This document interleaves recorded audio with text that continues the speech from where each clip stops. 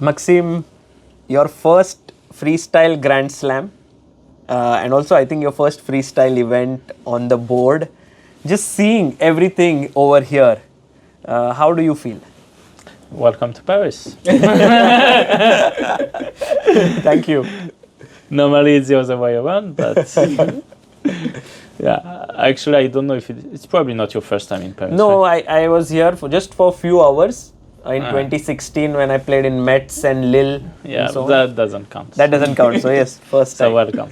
And yeah, I mean, lots of fun playing in my home city, and I hope it already brings the best weather it can offer, and It's amazing. yeah, and the location also, I didn't know the location, the exact location of the event, and it's quite spectacular, so I really hope to do well, and I'm glad for the opportunity to play. How does it feel to play here? Do you live in Paris or? Yeah, I live in Paris, near the center. Yeah. And so how does it feel to play in your, because I think this is one of the first times in Paris, like in recent times, that such a big event is happening. Yeah, there used to be, I think, this Grand Chess Tour. there was this I played a few finals, of these Grand Chess Tours. So I played a few events in Paris, but of course it's been 4 years since my last event here, and it always feels great. Like I can stay at home, I can... You're going to stay at home for this event? Yes. Oh, not at the official hotel. No.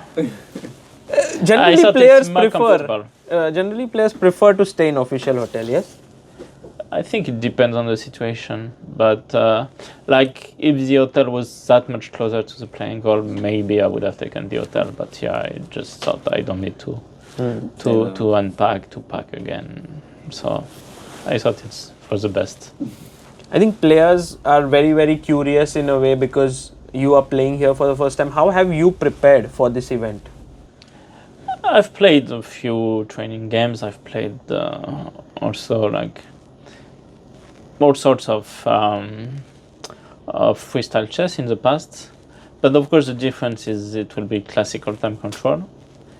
And this I don't know how I will fare, but I guess I'll find out. But first anyway, there is the qualification in Rapid, and I hope to do well there. And then we'll see in classical. Of course, the dynamics will be a bit different, but I've also watched a bit the games of the past events and where mistakes were made, how players were managing their time as well, and I hope to have taken a few lessons from that. And in this tournaments, is Rapid your favorite part of the time control or classical? In general, I prefer Rapid chess over classical nowadays. I always enjoyed Rapid, but at some point playing classical time control creates some sort of exhaustion. So here the difference is, of course, there's no opening preparation, so it's probably better. It's probably gonna be fun, but still it requires a lot of energy, a lot of mental clarity as well, and I just like playing Rapid chess a bit better. Any particular opponent you are looking forward to playing here freestyle against? In general, I always look forward to playing Magnus. Is always the biggest challenge you can get. But the lineup is spectacular, so I hope definitely to do my best, and sometimes my best is good enough. Absolutely. Yeah, I remember some of your amazing wins we were discussing. To see some of them today. Yes, we have a couple of positions. So there's one section which we have where we go into your childhood. We have some pictures. Okay. It's like a nostalgia mode. Okay. So what emotions it evokes in you, or what memories you can just share? Okay. And this is the first picture. Oh. Where? This was with my first coach. What was his name? I was Eric Birmingham. Yes. Yeah, I still see him from time to time. We went to a table tennis event a couple of weeks ago together. I'm way more serious in that picture than I am now. way more focused. Yeah, you're right. And the chessboard is a bit small. Like I don't know how I was doing that, but yeah, I don't know what I'm writing. I don't know. I'm trying to figure out which position we're looking at, but Also, I think your coach is reading from some book, maybe Yes. like a yearbook or something. I don't know. I think it may be Zurich 53, but I'm not sure. Oh. There's a chance, like it's big enough for that. Wow. And this you are, I think, what, 12 or? Here? No, Yeah. I'm 7 or 8 maximum. Really? Yes. Oh. Wow. You started really young. Probably 8. 8. Because this was at my grandmother's plate, I think. So I can see from the.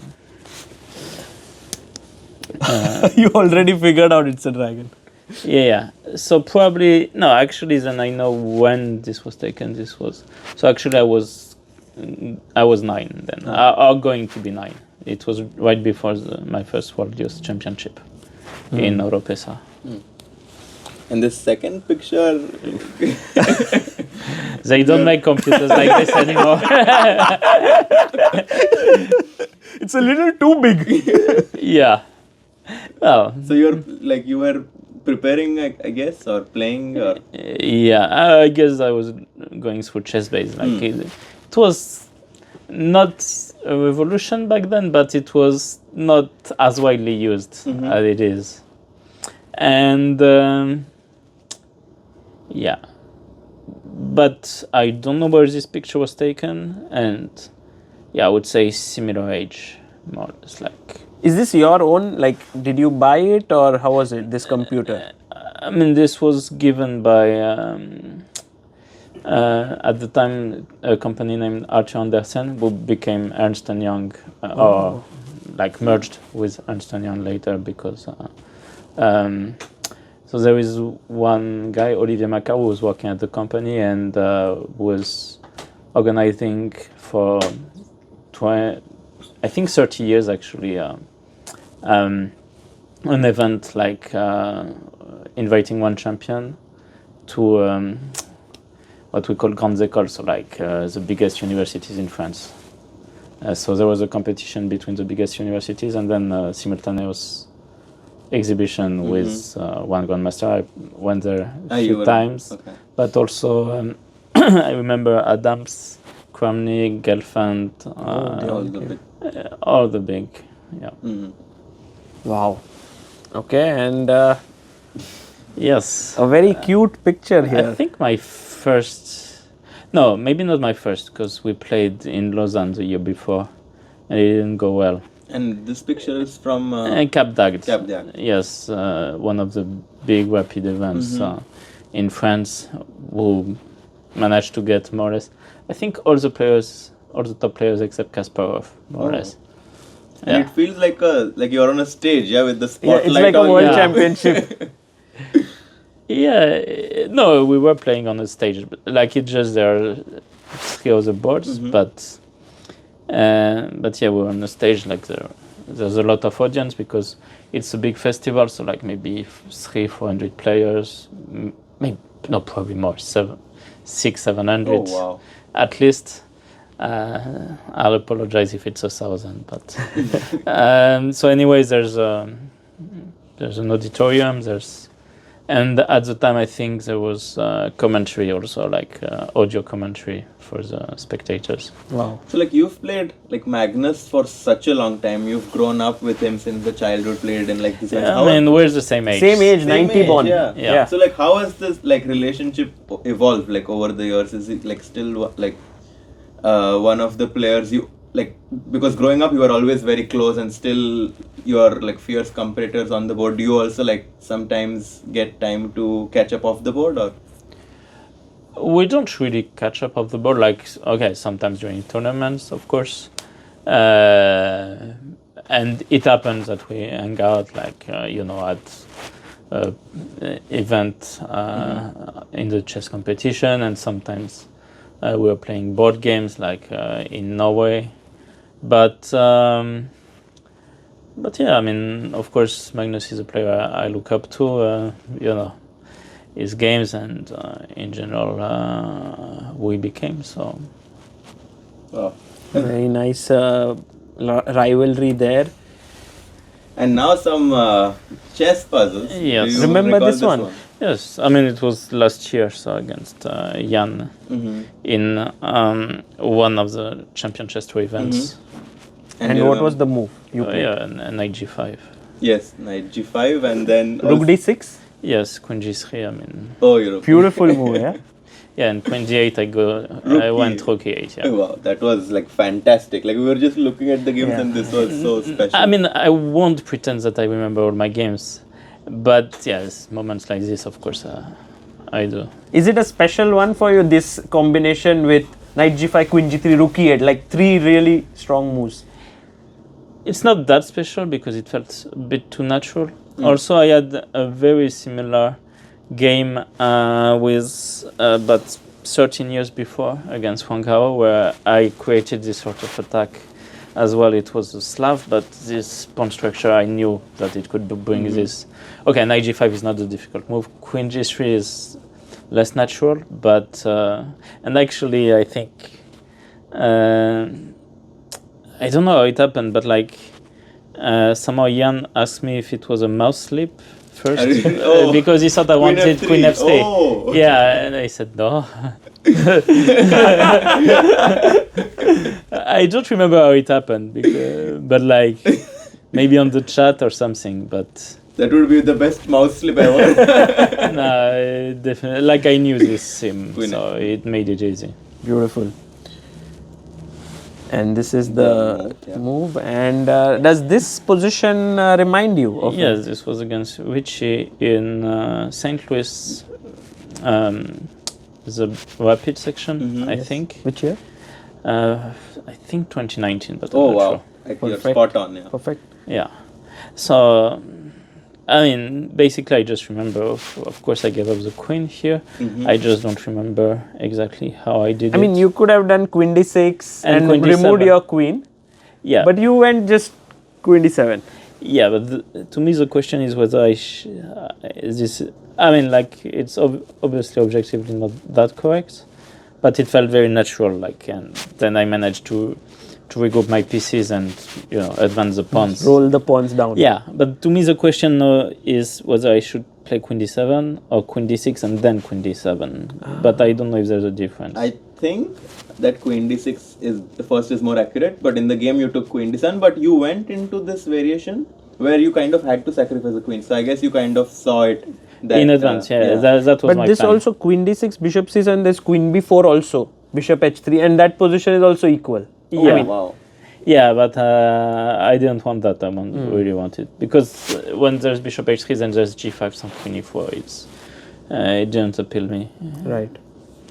Beautiful. Yeah, this game I think was very spectacular. The way the pawns roll down, and in the end, Yeah, it and reminds of course that. it was based of the fact that it's a rapid Yeah. game, so it's much more difficult suddenly to play with black. That was my And point. also it's so fun to play, like just take rook b3, rook b1, like bishop will come back to g2, like it just Yeah. looks so nice. Yeah. Yeah, and suddenly my king was so safe in the game. I remember that I could even advance the pawns, but just all my pieces are doing a fantastic job Amazing. combining.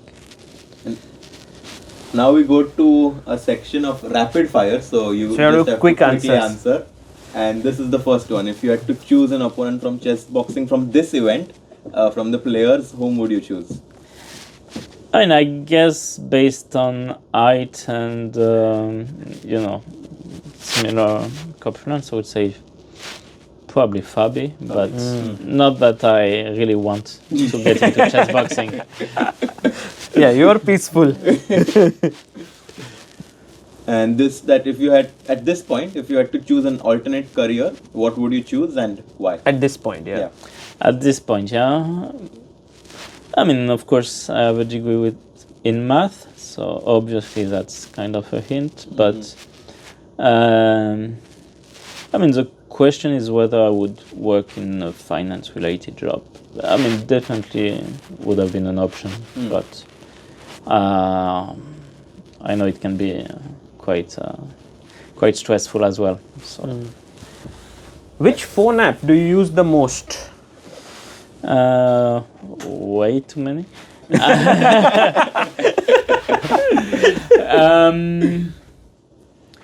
No, obviously. I mean, even the chess app I use sometimes to, not to play, to look at the games, But the one I use the most is probably Twitter. Yeah. Interesting. And the fifth question, like, since this freestyle slam is getting bigger, like every event they're like making it more special. What is one thing about this slam that you like a lot, and one thing that you would like to change? And the one thing I like most about the freestyle is actually playing it. This is gonna be a lot of fun, and hopefully I can do very well. One thing I would have changed, and of course it's not so easy, but I think if this had been open to the public, it would have been a lot of fun. Very cool. And last question of this interview, how would you like to be remembered as? Just a chill guy. Which you are. So thank you, Maxime, for this amazing interview. And we are really looking forward to your games as well. Thank you. Yes. Thank you.